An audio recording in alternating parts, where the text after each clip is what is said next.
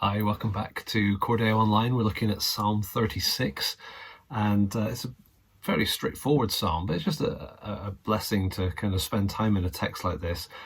The first four verses, it's of David, servant of the Lord. In the first four verses, he kind of describes the wicked. It's sort of like a lament. He's really negative about the deceit and the wickedness all around. Let's just look at that. Transgression speaks to the wicked deep in his heart. There is no fear of God before his eyes. That's kind of the foundational reality for the wicked. There's no fear of God. God doesn't matter. And then he gets into descriptions. Therefore, the implications, I suppose, of that: he flatters himself in his own eyes that his iniquity cannot be found out and hated. The words of his mouth are trouble and deceit. He has ceased to act wisely and do good. He plots trouble while on his bed. He sets himself in a way that is not good. He does not reject evil. David's frustrated with the self-absorbed, evil actions of the world around him. It's kind of bleak stuff, isn't it? All stemming from that no fear of God in verse 1. Then we come to the middle section of the psalm, and this is almost like a total contrast.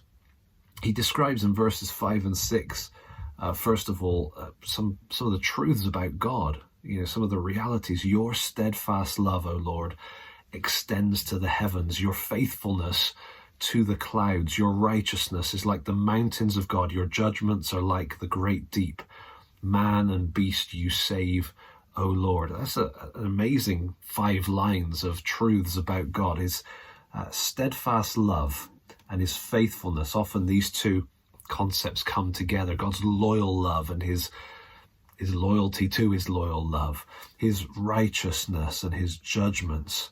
And then in this last line, man and beast you save, is really talking about life, giving life to those that are in trouble.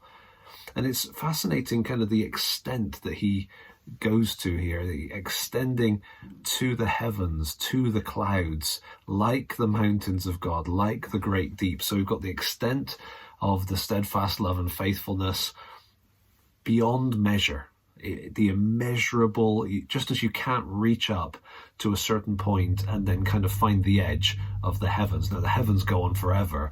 That's what God's steadfast love is like, his faithfulness right up into the clouds, immeasurable. Okay, and then the similes in verse 6, his righteousness is like the mountains of God, solid and unmovable and totally trustworthy. His judgments like the great deep, just unfathomable, impossible to wrap your mind around. There's so much depth and height and solidity to this.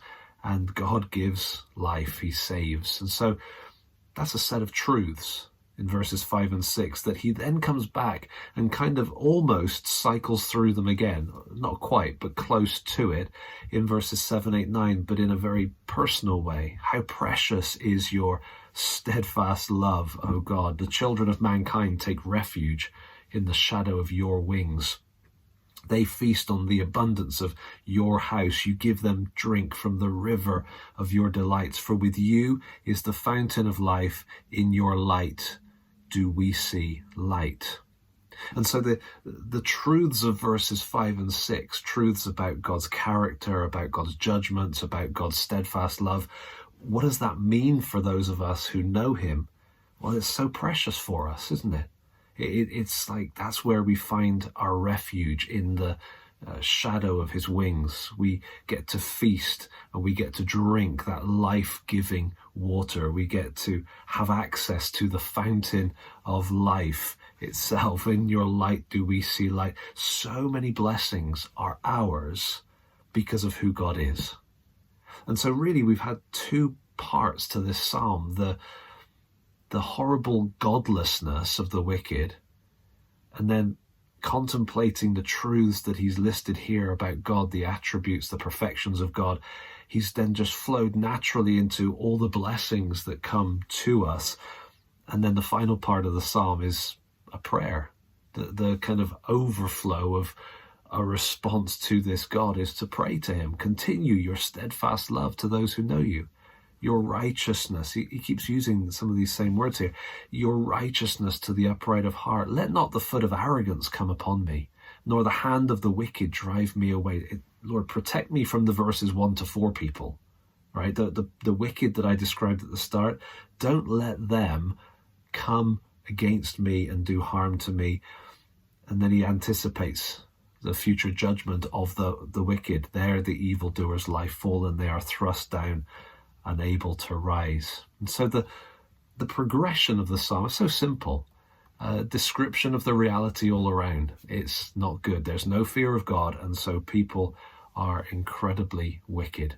We're living in a fallen world. We're surrounded by a lot that is very discouraging. There's enough on the news, and there's even more on social media. All you've got to do is open your eyes and see this world is desperately hurting because there is no fear of God in people's minds. He doesn't matter, and therefore the way they live, the way that they live in this world doesn't have any constraint. It doesn't have any morality or any requirement of honesty, and it's just a tiring world to live in. So what do?